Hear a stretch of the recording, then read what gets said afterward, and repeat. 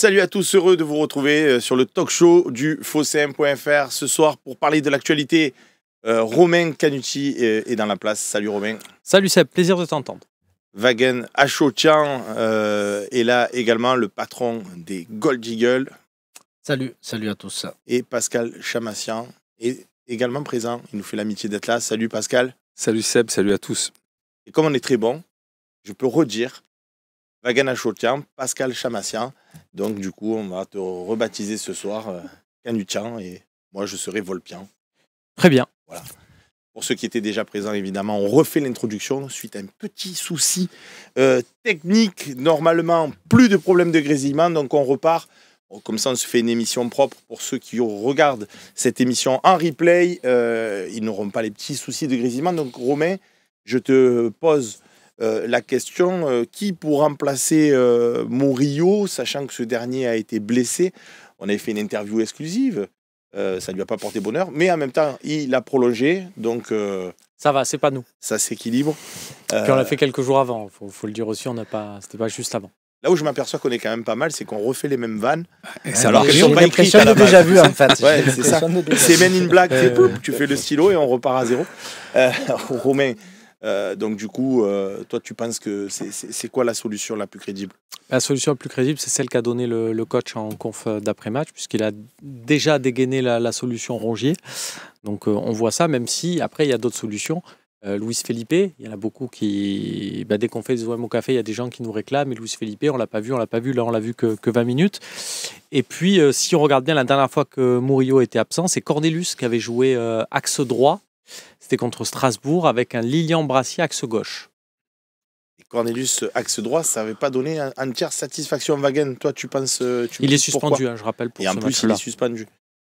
Moi, je pense naturellement à la solution Rongier, tout simplement parce qu'il a déjà occupé ce poste par le passé et il a été très performant. Mais aussi par le fait que je pense que c'est un joueur dans ce système-là qui peut s'intégrer parfaitement à ce que demande Roberto De Zerbi, c'est-à-dire apporter le surnombre au milieu de terrain. Donc je pense que c'est un positionnement qui serait gagnant dans tous les sens pour le système de Zerbi et pour la qualité du jeu. Pascal, toi?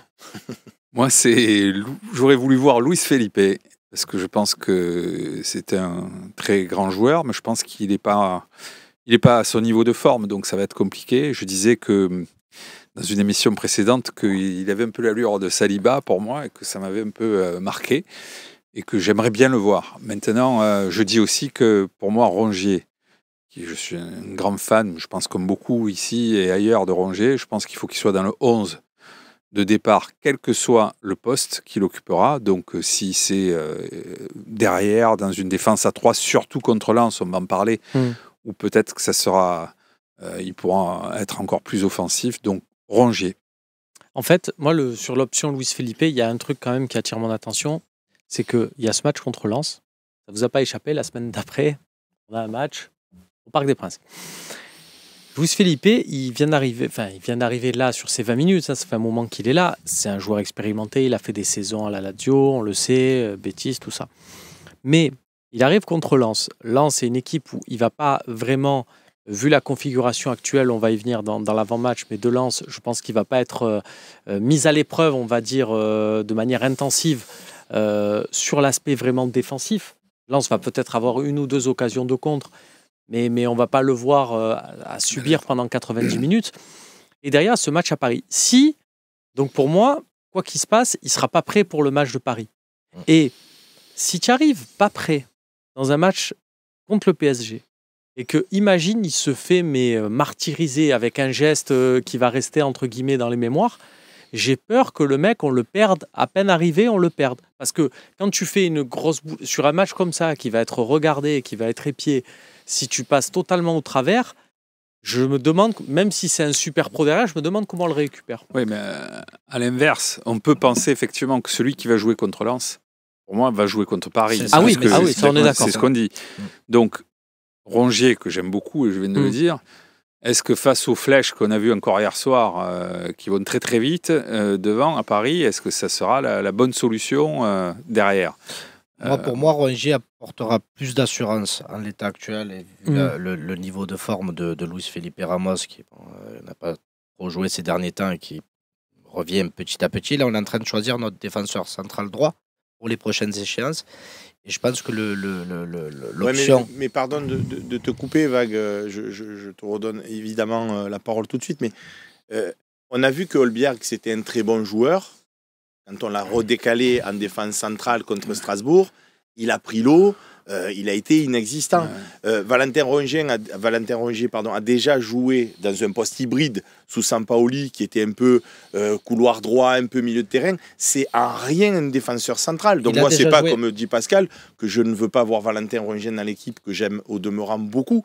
C'est juste que c'est pas sa place à un moment donné. Donc est-ce qu'on ne s'invente pas quelque part une vie, alors qu'on a un Luis Felipe qui a fait ses premières minutes sous le maillot olympien, de vouloir requalifier un milieu de terrain qui, pardonne de le dire, contrairement à Kondogbia, n'est pas grand, n'est pas costaud, n'est pas habitué non plus à jouer défenseur central. J'entends les arguments de Romain qui dit oui, c'est pas mettre Luis Felipe dans les meilleures conditions, mais est-ce que c'est mettre Valentin Rongier dans les meilleures conditions? Parce que je l'ai vu jouer une fois défenseur cette année, certes il revenait suite à sa reprise, il a été catastrophique Valentin à ce poste-là, arrière droit. Arrière droit, sauf qu'il a déjà joué, dans l'axe, je sais pas, ça fait quand même un petit moment de ça, mais il a déjà joué défenseur central. Ça fait 2 ans. Ça fait 2 ans, c'est ça, c'était sous Tudor. Tudor, exactement. Un match, mais quel match? Paris Saint-Germain. Mais il n'était pas stopper droit. Il était, comme on le rappelle avec Romain Canutti, il était volant. Non, il n'était pas sur le côté droit, il était défenseur central droit. C'était contre Paris en Coupe de France. Il a fait une prestation monumentale. Alors, peut-être c'est qu'une prestation. Mais aujourd'hui, si tu me demandes un Luis Felipe qui revient de quelques années en Arabie Saoudite et qui ne jouait plus. Non, mais moi, ce que je ne comprends pas dans vos propositions, et on est là pour en débattre, et moi je suis là pour vous poser des questions et vous étayer bien évidemment avec vos arguments, mais on a quelqu'un aussi qui s'appelle Dedic, dont on a dit qu'il peut jouer sur tous les postes de la défense centrale. Donc on a des défenseurs. Moi, ce qui me surprend toujours quand on fait ces émissions, c'est que je demande à mes invités, vous feriez quoi? C'est qu'on a des défenseurs, on a des milieux, on a des attaquants, mais on va faire jouer des milieux attaquants, des défenseurs goals, des goals défenseurs. Enfin, alors, c'est pas juste de pouvoir mettre des joueurs à leur place et pas de s'inventer une... justement, par rapport à ça, c'est juste Dedic. La dernière fois, je posais la question à Quentin Merlin, on me pose une question sur Dedic, il glisse, lui, Dedic, c'est vrai, il préfère jouer à gauche. Et je me suis dit, pour que son concurrent direct dise d'un mec qui peut jouer à gauche, la réponse logique d'un Quentin Merlin, ça aurait été... Justement, il peut jouer à tous les postes, pour dire, copain, va mettre un peu de la concurrence ailleurs, laisse-moi tranquille. Il dit non, c'est vrai, il préfère jouer à gauche. Et là, Roberto De Zerbi a dit la même chose. C'est vrai, Dedic, il aime jouer à gauche. Quand ils l'ont recruté à Salzbourg, il disait qu'il pouvait jouer à droite et à gauche. Là, je rejoins Seb. Oui. Après, moi, je pense une chose, c'est qu'on est en train, effectivement, d'opter pour la solution Rongier parce qu'on a envie de voir Rongier quelque part, parce qu'on sait qu'il apporte quelque chose dans l'équipe. Et du coup, on est prêt à ne pas le mettre à son poste réel. Alors qu'on a un Luis Felipe qui est défenseur central de formation, qui a fait ça toute sa vie. Mais qui n'est pas prêt. Mais alors, là c'est l'autre question. Quand c'est qu'on rentre dans cette équipe, si à un moment on n'y rentre pas, alors qu'il y a une opportunité, que le défenseur central est blessé comme Murillo, si tu ne fais pas rentrer celui que tu as recruté pour ça, tu le fais rentrer quand? Là où je vous entends, vraiment, sur cette option Luis Felipe, c'est que tu as déjà Kondogbia, en fait. Tu as déjà un mec qui est milieu de terrain. Qui est descendu. Que tu as descendu. Tu as déjà Quentin Merlin, qui est à la base un milieu de terrain que tu as mis dans le couloir gauche. Tu as déjà Adrien Rabiot, que tu as mis un peu plus haut, mais qui à la base est milieu de terrain. Et tu as déjà Højbjerg et Benasser qui sont au milieu de terrain et qui jouent au milieu de terrain. Donc en fait, tu en as 6. Donc 6 milieux de terrain dans l'équipe. Ça peut avoir des avantages sur le côté conservation de balles, technique et compagnie, évidemment. Mais ça peut aussi avoir des inconvénients parce qu'à un moment donné, je vois ce que vous voulez dire, on a besoin de défenseurs pour défendre et d'attaquants pour attaquer. Voilà la formule qui veut dire des fois des mecs qui savent être tueurs, qui savent avoir le geste juste. Et notamment, pour préparer ce match de Paris, dimanche prochain, ou le match de Paris, on risque, c'est un risque, de ne pas avoir 70% de possession. Petit message juste au niveau de la technique, j'ai des copains qui se plaignent des pubs. Vous le savez, on a fait exprès de mettre les pubs à certains moments de l'émission, mais comme il y a eu des petits soucis son, on a relancé toute la régie et donc le réglage a sauté. Donc si vous avez eu des publicités pendant le talk, encore une fois, toutes nos excuses. C'est pas le but, vous le savez très bien. N'hésitez pas à seber. Et d'ailleurs, si vous vous abonnez, vous en aurez plus. Donc, suite à tout ce qu'on a dit, puisque Romain Canuti a été plus ou moins, pas convaincu, mais a modifié, nuancé un petit peu son propos, toi, par rapport à tous les arguments. Ah, moi, je reste sur Valentin Rongier, je veux Valentin Rongier. Et puis, tu parlais de Dedic, je suis désolé, mais Dedic, si tu veux de l'assurance derrière, c'est tout sauf de l'assurance, parce que Dedic, c'est un très bon joueur, mais c'est un profil ultra offensif. C'est un ailier de formation, et en aucun cas, il rentrera dans une défense à 3. Non, mais moi j'ai proposé rien du tout. Je vous pose des questions. Ben, moi, si tu veux ma réponse, moi, c'est Luis Felipe tous les jours. Il faut arrêter de prendre des joueurs et de se dire oui, mais lui, il est trop jeune. Non, mais lui, il est trop vieux. Non, mais lui, il revient de blessure. Non, mais lui, il n'est pas prêt. Non, mais lui, non. Il a joué contre le dernier match. Il a fait un quart d'heure. C'est qu'il peut au moins faire 60 minutes. Donc, je commence avec lui 60 minutes. Il faut voir le quart d'heure qu'il a fait aussi. Il est rentré à 2-0. Nantes, ils misaient tout sur le nul. Donc, à 2-0, autant te dire qu'il n'y a plus trop rien eu. Il est rentré faire un décrassage.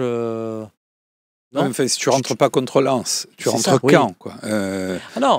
Peut-être que la solution, c'est de mettre Luis Felipe. Contre Lens, on va pas risquer grand-chose a priori. Oui, mais d'accord. Comme on a dit, on va mettre notre défenseur central droit pour les prochaines échéances, pas seulement pour Lens. Mais un Valentin Rongier, il va falloir que si tu l'alignes contre Lens, il prenne ses marques, parce que c'est pas un défenseur central de métier. Comme on le dit si bien, on bricole, mais c'est pas donc si tu veux à un moment donné compter sur Valentin Rongier. Mais tu sais que je pense vraiment, Vague, vous me direz si vous êtes d'accord ou pas avec cette analyse, mais je pense vraiment que la défense titulaire de l'Olympique de Marseille, à la base, si tout le monde est à son max de forme, si tu fais un Kondogbia, Balerdi et Luis Felipe, même si j'adore Murillo qui se projette beaucoup, il n'y a rien de choquant non plus. Moi, Luis Felipe, à la base, je pense qu'on l'a pris.